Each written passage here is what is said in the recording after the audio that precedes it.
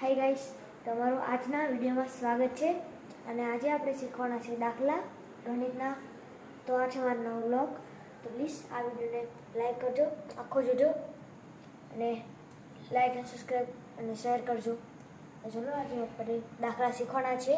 તો જઈએ દાખલા શીખવા માટે ગણિતના. ચલો ગાઈસ, આ છે બુક. હા જો આ છે બુક. આ છે આપણી સ્વાધ્યાય પોથી 5મા ધોરણની. અગર તમારે 5મા ધોરણમાં હોવ તો આ વિડીયો તમારા માટે સારું છે. આજે આપણે 7મા પાઠના દાખલા કરવાના છે. 7મા પાઠના. અગર તમારે શીખવું હોય તો કમેન્ટમાં કહેજો કે કયો પાઠ શીખવો છે. તો આપણે આ બધું આપણે ખાલી દાખલા શીખીશું આજના. આજે આપણે પહેલાં શીખીશું આ જો શું છે. તો ચલો આપણે આ નોટ ખોલીએ અને એની અંદર લખીએ. તો ચલો ગાઈસ, મેં પેન કાઢી લીધી છે આ. અને અત્યારે હું આ પ્રશ્ન લખીને તમને મળું.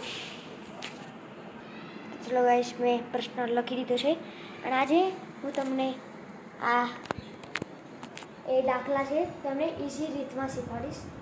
એક રીત છે મારી જોડે, એ રીતનું આપણે યુઝ કરીશું આ દાખલા ઉપર. ચલો એ યુઝ કરીએ દાખલા ઉપર. તો સૌથી પહેલાં આપણે બે ગયા છે અને 2 મિનિટનો રેસ્ટ લઈ લઈએ પાણી પીવા માટે. થઈ ગઈ તો પાણી પી લીધું છે ને આ જો એક પેન્સિલ જેમ કે આ કામમાં આવે છે. ચલો અત્યારે આપણે દાખલો શીખીએ છીએ. તો ચલો લખીએ. તો ચલો આપણે સૌથી પહેલાં ખાના પાડીને મળીએ. તો ચલો મેં ખાના પાડી દીધા છે. અને આપણે એક ઇઝી રીત શીખવાના છે. સૌથી પહેલાં શું કરવાનું છે, ઊભા રહો. આપણે સૌથી પહેલાં અને અહીંયા દેખાય છે તમને, તો અહીંયા તમને પહેલાં બોક્સ દોરીને મળું. તો ચલો ગાઈસ, દોરી દીધા છે. આપણે વચ્ચે આવા 4 પહેલાં બ્લોક દોરવાના છે અને આપણે ઇઝી રીત શીખીએ છીએ. તો ચલો અહીંયા સૌથી પહેલાં બોક્સ છે. આપણે અહીંયા જો બાજુમાં આપેલા ચોરસને, એટલે આ ચોરસ આપેલી છે. મેં 21 થી 29 સુધીની સંખ્યા લખવાની છે અને બધી બાજુનો સરવાળો 75 થવો જોઈએ. આ મેં અત્યારે ભૂસી નાખવાનું, અત્યારે ઇઝી રીત માટે આ દોરવું છે. પછી ભૂસી નાખ શું કરવાનું કે 21 થી 29 સુધીની છે તો 21થી ચાલુ કરવાનું. અહીંયા એ લખવાનું 21, તો અહીંયા લખવાનું 22, અહીંયા ત્રીજું થાય છે એટલે અહીંયા લખવાનું 23. પછી જો આ લાઈનમાં થતું નથી, આમાં 2 થાય છે, આમાં ત્રીજો બ્લોક નથી એટલે આ છોડીને અહીંયા કરવાનું 23 છે. પછી લખવાનું 24, પછી 25 અને અહીંયા લખવાનું 26. પછી અહીંયાથી કરવાનું કારણ કે અહીંયા નહીં થાય. અહીંયા લખવાનું 27, અહીંયા 28 અને અહીંયા 29. તો હવે શું કરવાનું છે તમારે, અહીં લખ્યું છે 23 તો અહીંયા લખવાનું 23. આ છે 27 તો 27ને લખવાનું અહીંયા.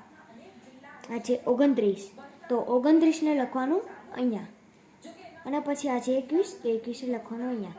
પછી તમારે શું કરવાનું, તમારે લેવાનું છે ઇરેઝર અને જે આ બ્લોક દોર્યો છે તેમને ભૂસી નાખવાનું છે. તેને ભૂસી નાખ્યું પછી આપણે એક ગણી જોવાનું. બરાબર ગણી જો. તો આપણે 2 મિનિટ રેસ્ટ લઈ લઈએ, ગણી લેવું. તો મેં જોઈ લીધું છે કે જવાબ હરખો છે 75. બધી બાજુના જવાબ 75 જ થશે સરવાળા. તો બધી બાજુના 75 થઈ ગયા છે જવાબ. તો આપણે આ દાખલા તમને આવડી ગયો હશે. અગર બીજા વિડીયો પણ બનાવીશ ગમે પાઠનો, તમે કમેન્ટ કરજો કે હું કયા પાઠનો કરાવું તમને. ચલો હવે આપણે કરીએ છીએ બીજા દાખલા.